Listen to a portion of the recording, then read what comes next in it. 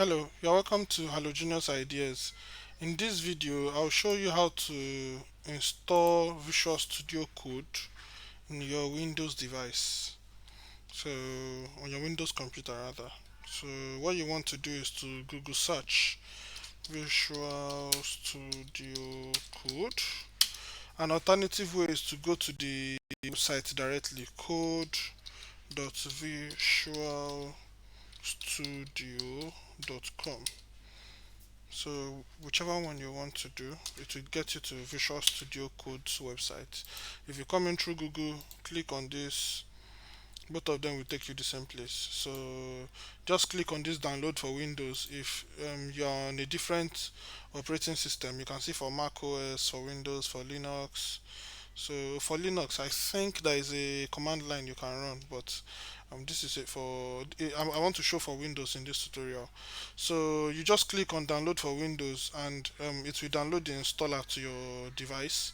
I have mine downloaded already, so this is it over here. So what you want to do after downloading the installer is to run the installer. Okay, so it is here. Click on accept the agreement, next.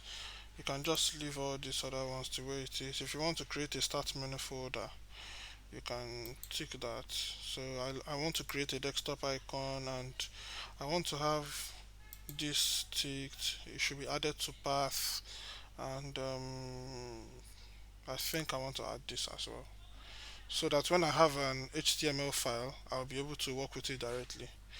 So next, and yeah, install. So we'll wait for the install to be completed, the installation rather.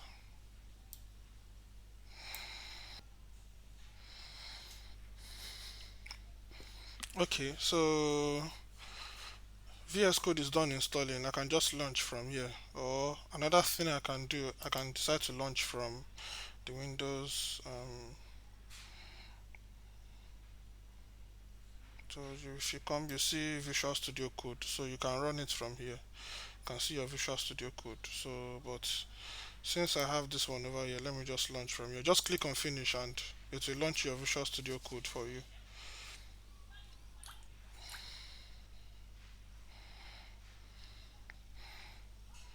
Okay, and that is my Visual Studio Code. So the reason why you are seeing this interface is because I've installed VS Code on this laptop before. So normally what you would see is some settings for you to install your theme and all that. So I don't need I don't need all those ones here. What I want to do is to show you how you can install extensions. So if you come to this extensions marketplace over here,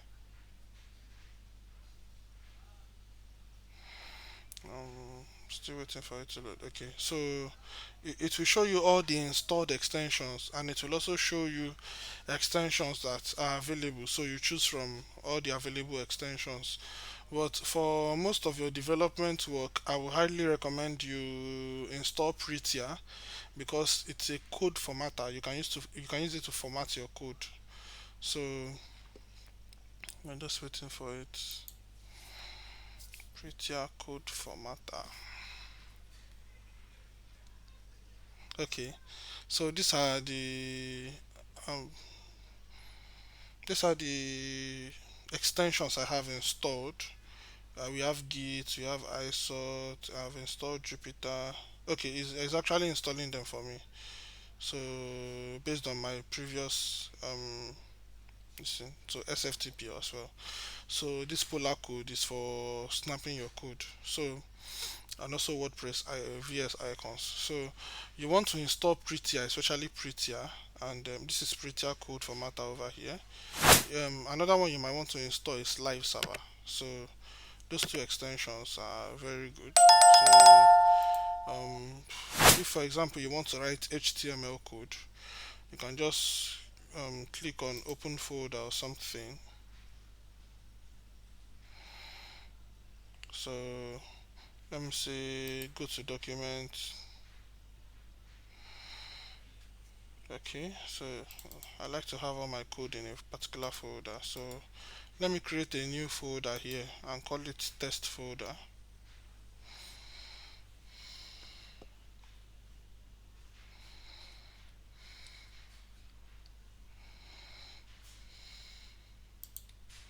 So test folder.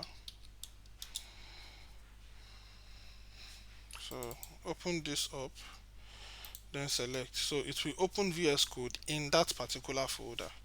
So when you start, that folder becomes your root folder. So you can always create your files, create your subfolders.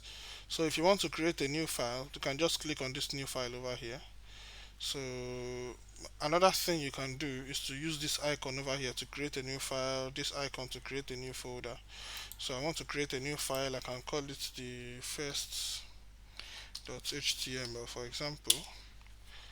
So then you can just say html5.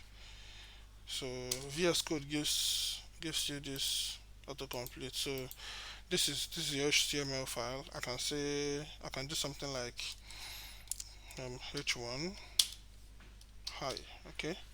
So if I should save this and right click, copy path, then I can go back to my web browser and just paste the path here, and you see hi is here. So that is your VS Code at work. So that another extension you might want to install is the live server. Like I said, this live server over here. So you come to the extensions marketplace, you look for live server. So let me expand this a bit. So okay, this is the one I would recommend. This live server by Ritwik. You can see how many the reviews he has, and you can see 37 million plus people have installed the live server. So why is the live server good, and why is it important? If I should minimize this and let me save this now. If I click on go live, okay, my server is up. So you can see you can see what I have here. But this is loading this first.html over a server. So come here and let me bring in an h2 and say,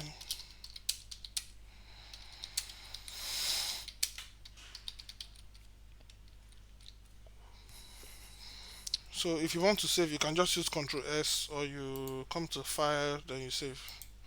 So now that I've saved it, normally what I'm supposed to do is to go to the web browser and reload. But because I'm using the live server, don't forget, this page it will reload itself. But you can see the first one without a live server. If I should reload this, I have to reload it before it will show this one. But because I'm using the live server, it will just come up on its own. So those are the two major extensions I will advise you to install while using VS Code for web development especially. So thank you very much. I'll see you in the next video. Don't forget to subscribe to the channel and like the video. If this video has been helpful to you, you can leave a comment for us. So thank you very much. I'll see you in the next one. Bye for now.